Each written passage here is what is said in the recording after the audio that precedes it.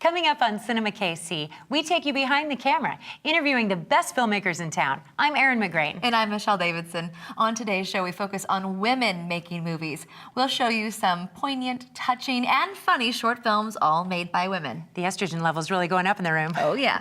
CinemaKC starts now.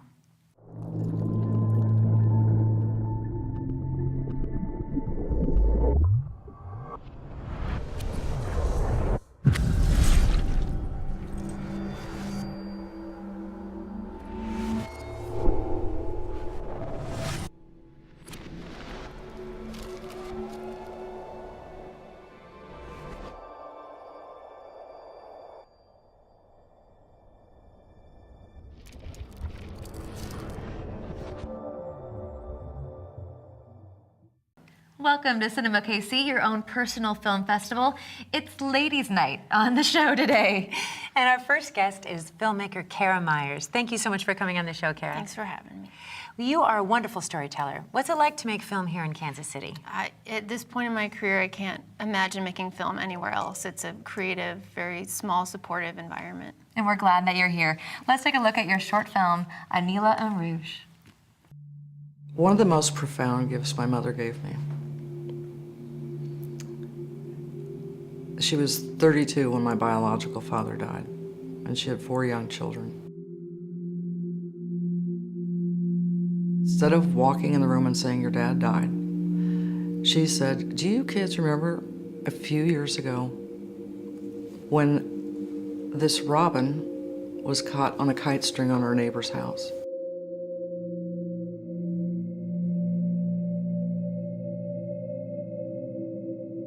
And Daddy went all over the neighborhood to look for a ladder to see if he could get this bird down to save the bird.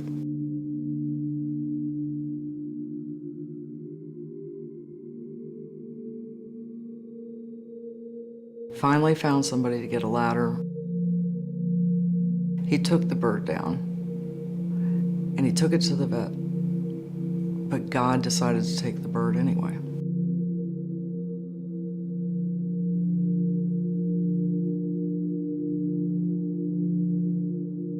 Last night, God walked all over the neighborhood looking for a ladder to bring your daddy down from his kite strings.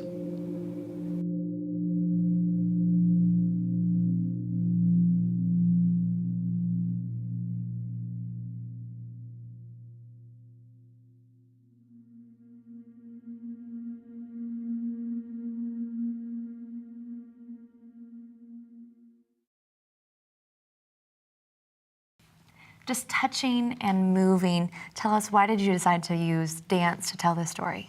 You know, dance for me has been a native language ever since I was about 5 years old. I started dancing then, and there's something about dance that really touches the soul. Martha Graham said that dance is the hidden language of the soul. There's nothing between the soul and the expression. And with something as sensitive, as emotional, as deep as an experience of death, dance for me was the only language that came to mind. It's beautiful. As a person who's experienced the loss of their mother, I felt deeply moved by your film. Have you experienced a loss of that depth? You know, I haven't, and I think one of the reasons I was drawn to the story is because I'm terrified to lose my mother. And I think a part of me is reaching out and trying to console myself ahead of time. Well, it's very touching. I'm sure many of our viewers can relate to the story. Now, you're known as a professional editor with your company, Vespera Films. How has editing other people's work helped you make your films?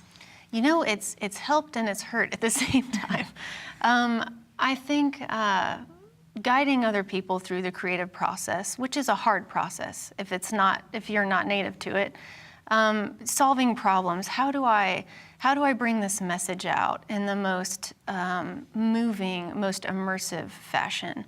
And a lot of the process of it is something I have a lot of practice at. When it came to making my own piece, I already had a lot of the tools in my belt. However, you also have to unlearn all of those things. You have to throw all that out the window in order to make, something that's truly from the heart and doesn't feel manicured, it feels real. It does. Well, Cara, thank you so much for being on the show. We'll have more women behind the camera after the break. Did you know that less than 10% of film directors are women? A long way away from Hollywood, Kansas City Women in Film and Television, or KC WIFT, hopes to change that. The group offers short screenplay contests, showcases, educational seminars, and networking meetings. KC WIFT is a dynamic organization of women and men dedicated to promoting and mentoring women in the production community. Since its inception in 2004, KC WIFT has been helping female filmmakers. That includes writers, actors, directors, editors, and producers. The group meets the second Thursday of every month here at the Screenland Crossroads building. If you'd like to join or support Kansas City Women in Film and Television, visit kcwift.com. You're watching CinemaKC.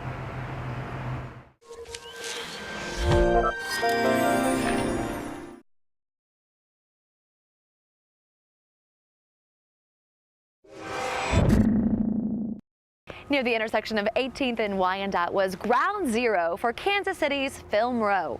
Every major studio, MGM, Fox, Warner Brothers, Paramount, Universal, Columbia, and Disney, all had offices here from the 1920s up to the 1980s. You're watching CinemaKC.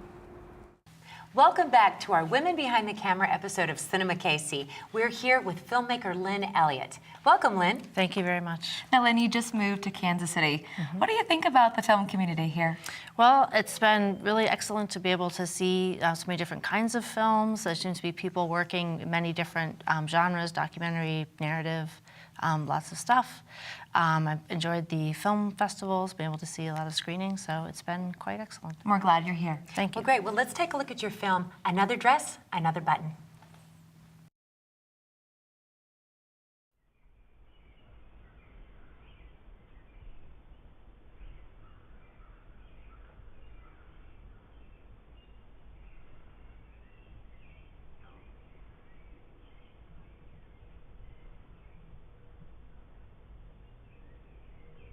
I have this little box that I keep on my dresser, and often I'll put the buttons in there.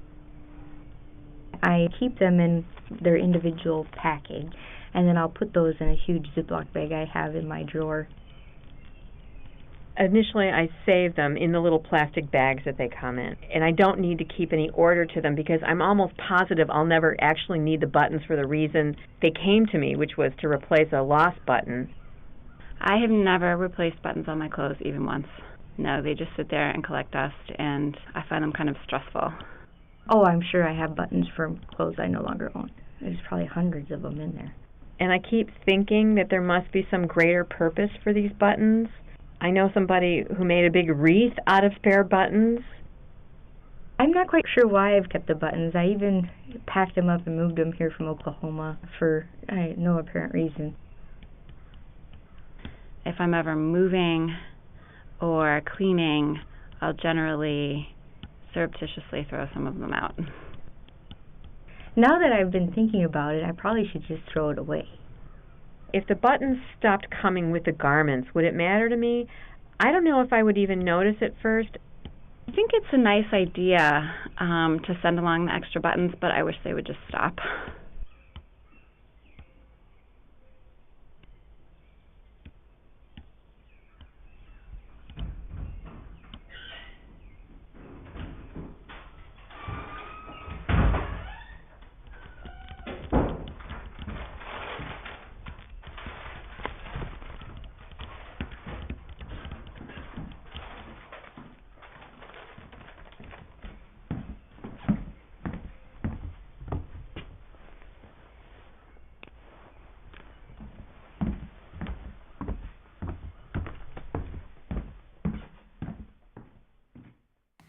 Just lovely. I've seen this film in festivals in a theater full of people, and it gets such a great reaction from men and women because everyone can relate to it. Everyone has that drawer full of buttons or buttons in their pockets. What inspired you to make the film?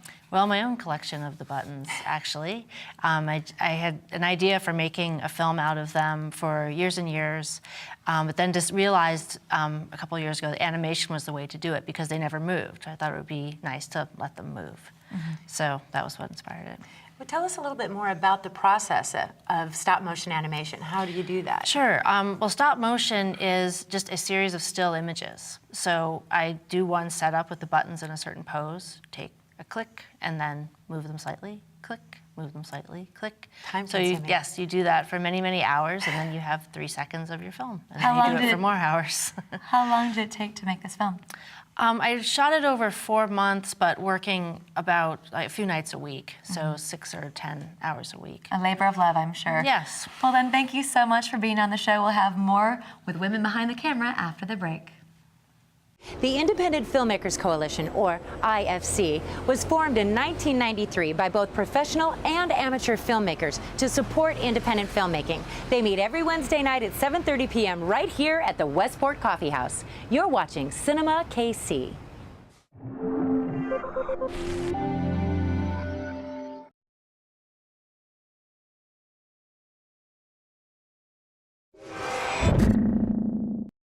The marquee here at the Screenland Crossroads Movie Theater was salvaged from the old Isis Theater, where Walt Disney's very first short films played. Now it's been fully renovated for its new home here at the funkiest movie theater in Kansas City, Screenland Crossroads Theater. You're watching CinemaKC. Welcome back to CinemaKC. We love to introduce our viewers to very talented area filmmakers like Misti Boland. Welcome to the show. Thank you for having me. Now, you're actually from Lawrence, and you work with a very accomplished team there. Tell us about that. Sure. I usually work with Through a Glass Productions that's based out of Lawrence, and we do a lot of movies and TV stuff and all sorts of projects. You do it all. You do it all. Well, great. Well, let's take a look at your film. This is Candy by Misti Boland.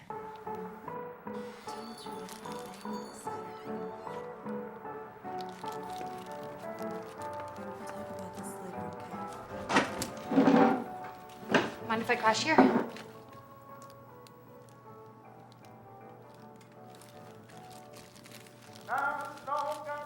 Good.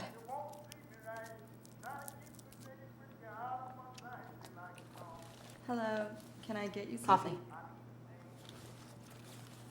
Are you okay? Black? Okay, did you want some ice or I can No. start? Sugar. Sure.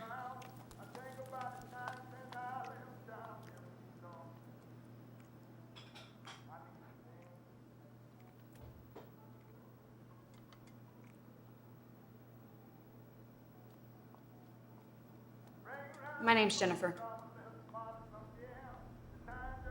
Tom.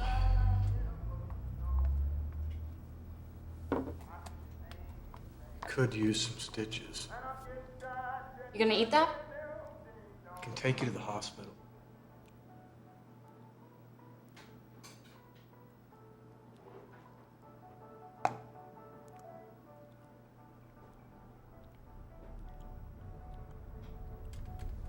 Somebody die or something?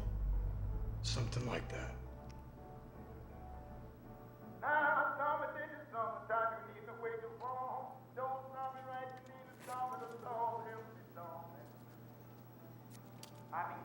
It's got a joke on the inside. They're good for bad days.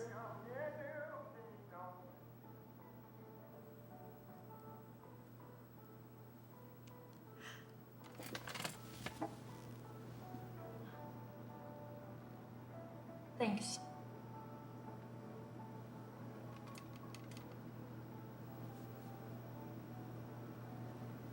Who died?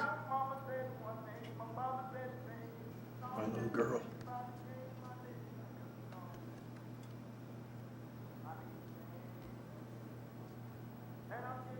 Her name is Anne.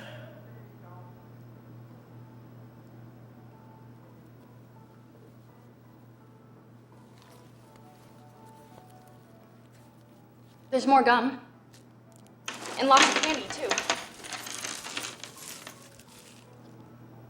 Why do you have all this in your purse? Did you rob a candy store? Yeah. 7-Eleven across the street.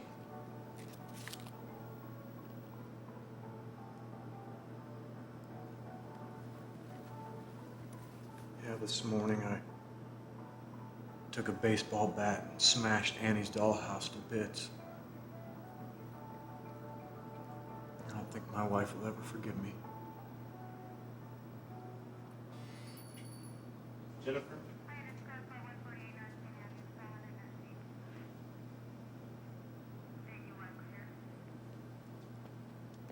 I'm afraid you're gonna have to come with us.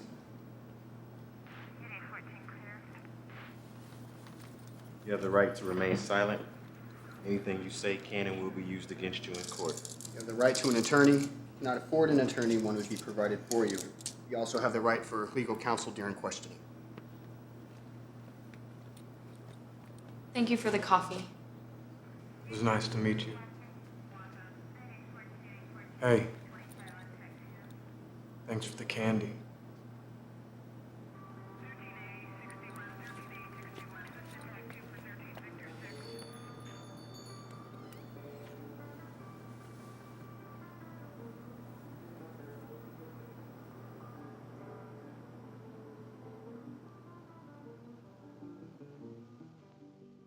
What a perfect slice of life.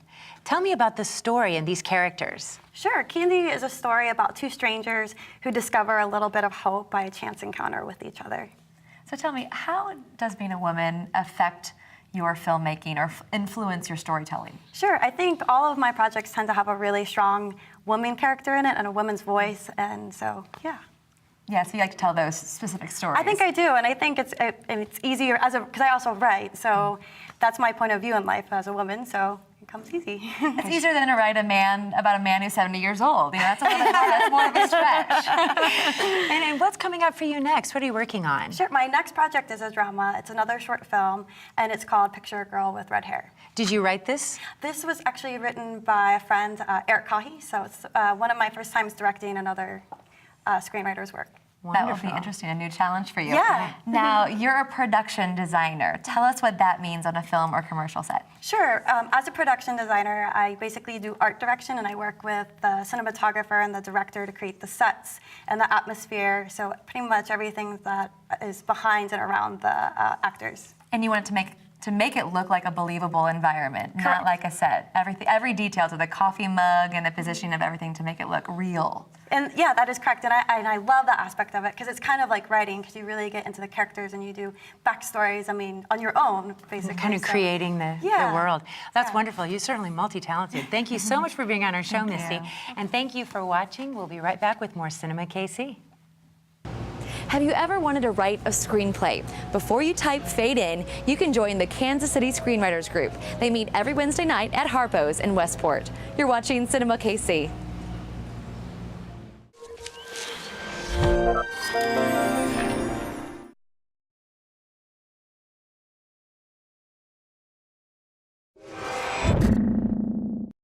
CinemaKC is a television show made entirely by volunteers. We all work for free because we want to put KC filmmakers in the spotlight. People and production companies come together to support and strengthen our film community. So we're grateful to all of our partners, including Outpost and T2, for their generous donation of time and talent. You're watching CinemaKC. Welcome back to our Women Behind the Camera episode of CinemaKC, and we're here with Mary C. Taylor. Thanks so much for coming on the show. Thanks for having me. It's great to be here. She is the animator extraordinaire, so it's exciting to have you on the show and to show your work. I know. Let's look at it. This is Mary's film, How to Put a Square Peg into a Round Hole.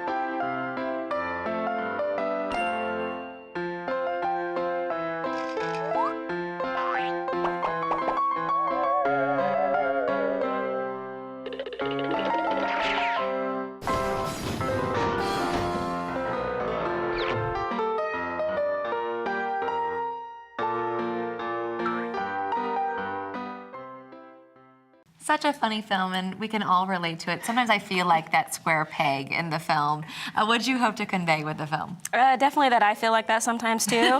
So in any project I work on, sometimes you feel like it doesn't go according to plan and it might backfire on you. And you have to be creative in Yes. filmmaking and life in general, so it certainly is appealing to all of us. Well, what drew you to tell your story through animation? I loved animation ever since I was 5 and saw my first Disney film.